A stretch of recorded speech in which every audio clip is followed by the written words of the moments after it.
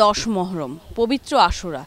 বিশ্বের মুসলমানদের কাছে এটি একটি তাৎপর্যপূর্ণ আর শোকের দিন। আর তাই তো সারা বিশ্বের মতো বাংলাদেশেও পালিত হচ্ছে নানা গাম্ভীর্যতায় এই দিনটি।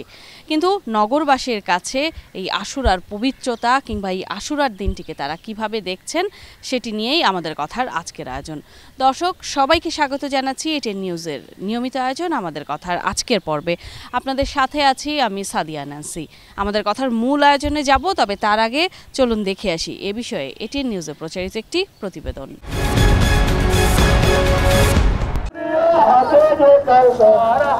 অন্যায়, অত্যাচার ও নিপীড়নের বিরুদ্ধে আদর্শিক এক সংগ্রামের নিদর্শন ছিলেন হযরত মুহাম্মদ সাল্লাল্লাহু আলাইহি ওয়াসাল্লামের দৌহিত্র ইমাম হোসেন রাদিয়াল্লাহু তাআলা আনহু। এজিদ বাহিনীর নির্মমতাও তাকে আদর্শ ও ন্যায় প্রতিষ্ঠা থেকে বিচ্যুত করতে পারেনি। তাই প্রতি বছরের মতো এবারও পুরনো ঢাকার হোসনি দালানের ইমামবাড়া থেকে শোকাবহ তাজিয়া মিছিল বের করেন ইমাম হোসেনের অনুসারীরা।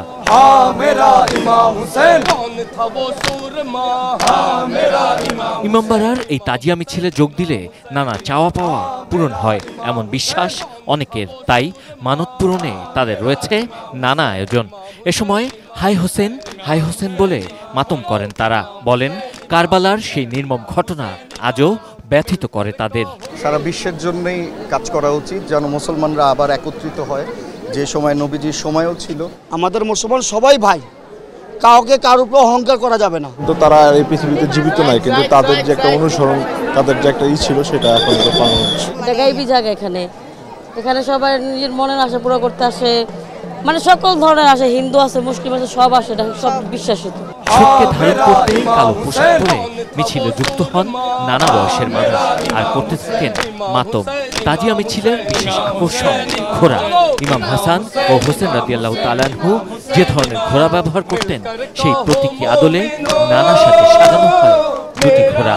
Death with dignity is better than living in humiliation. So this is the main thing. And ওরা হোসেন আমা হতে এবং আমি হোসেন হতে, আমি কারবালার সেই মর্মান্তিক হত্যাকাণ্ড শুধু হুসাইনকে হত্যা করা হয় নাই, দগ্ধপোষ্য 6 মাসের শিশুকে হত্যা করা হয় নাই, রাসূলের অবিকল আলী আকবরকে হত্যা করা হয় নাই, যে ছিল ইমাম হোসেনের ছেলে। আসলে রাসূলকেই হত্যা করা হয়েছে এবং পুরো ইসলামকে হত্যা করা হয়েছে। লালবাগ থেকে শুরু হয়ে বকশীবাজার, আলিয়া মাদ্রাসা মোড়, আজিমপুর সহ নানা দিক ঘুরে ধানমন্ডিতে প্রতীকী কারবালা প্রান্তরে শেষ হয়ে আবারও হোসনি দালানে ফিরে আসে তাজিয়া মিছিল। কারবালার মরু প্রান্তরে হযরত ইমাম হোসেন রাদিয়াল্লাহু তাআলা আনহুর এই আত্মত্যাগ অন্যায় এবং নিপীড়নের বিরুদ্ধে রুখে দাঁড়াতে মানুষকে সাহস যোগায় আগামীতে শোষণমুক্ত এক রাষ্ট্র গঠনের, যা প্রতিটি মুসলমানের কাছে এক অনন্য দৃষ্টান্ত। Sabbir Ahmed, ATN news, Dhaka.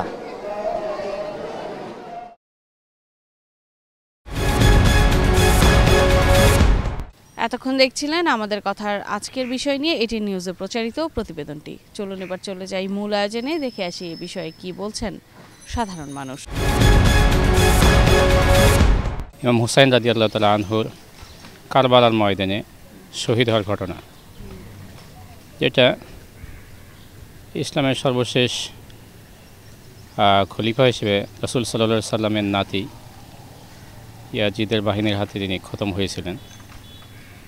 তো এটাতে প্রেক্ষাপট উলামা হযরত যেটা বলে যে এই প্রেক্ষাপটে আশুরা যেটা পালন স্বাভাবিকভাবে সমাজে অন্যান্য মুসলমান যেটা পালন করে, এটা খুব গুরুত্বপূর্ণ না।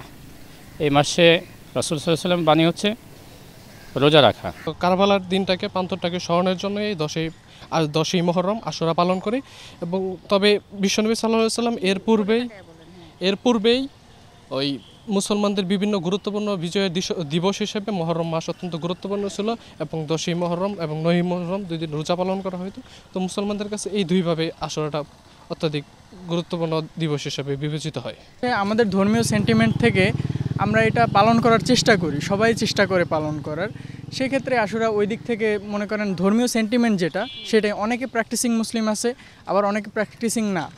তবে বিভিন্ন সময় ঈদ, কোরবানি এটা যেভাবে উৎসব হিসাবে পালন করে, অনেক সময় উৎসব হিসাবে পালন করে, আবার দুঃখ হিসাবে পালন করে, বেদনা হিসাবে।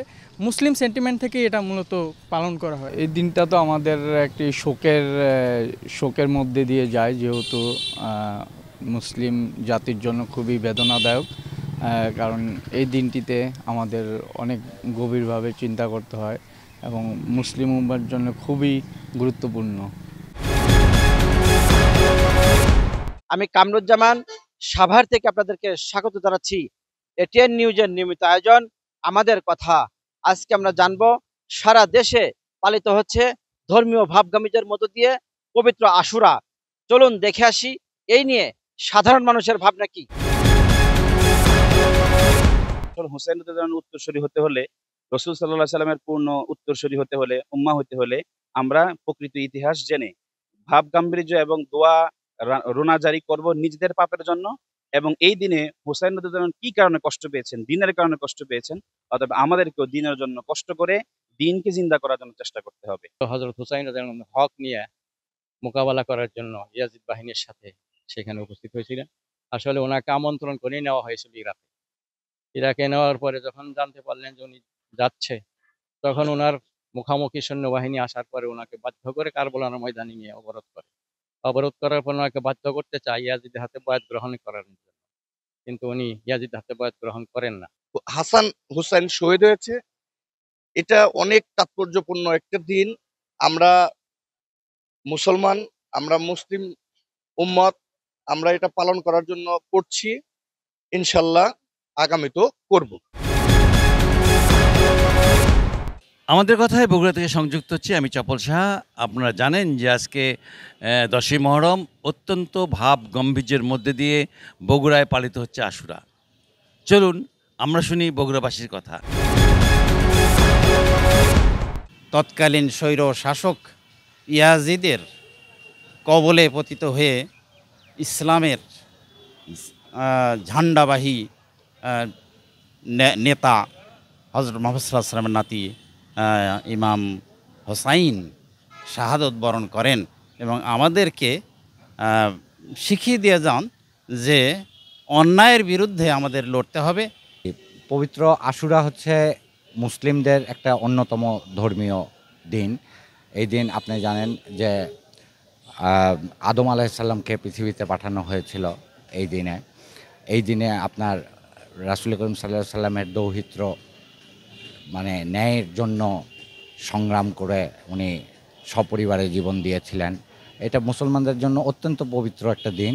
নবী করিম সাল্লাল্লাহু আলাইহি সাল্লামের দৌহিত্র প্রাণপ্রিয়, তাকে ইয়াজিদ এর বংশধর বা সীমারের যে গলা কর্তনের দৃশ্য, তার পরিবারের পানি না দেওয়ার সেই ফোরাতের প্রান্তর, এটি থেকে বাংলাদেশের এবং এই মুসলিম উম্মার শিক্ষা গ্রহণ করা উচিত যে কিভাবে আমাদেরকে ধোঁকা দিয়ে কিভাবে আমাদেরকে নিষ্পেষিত করা হয়েছিল।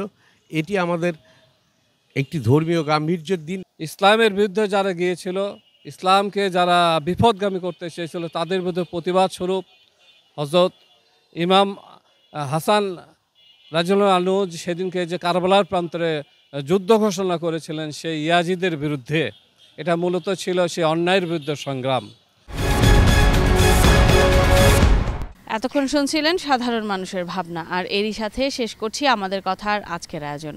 দেখা হবে অন্য কোনো দিন অন্য কোনো গুরুত্বপূর্ণ বিষয় নিয়ে সাধারণ মানুষের মতামত তুলে ধরার চেষ্টা করব আপনাদের সামনে। সে পর্যন্ত এতক্ষণ যারা সঙ্গে ছিলেন তাদের সবাইকে ধন্যবাদ জানিয়ে আজকের মতো আপনাদের কাছ থেকে বিদায় চেয়ে নিচ্ছি। আমি সাদিয়া ন্যান্সি। সবাই ভালো থাকুন, সুস্থ থাকুন, চোখ রাখুন এটিএন নিউজের পর্দায়।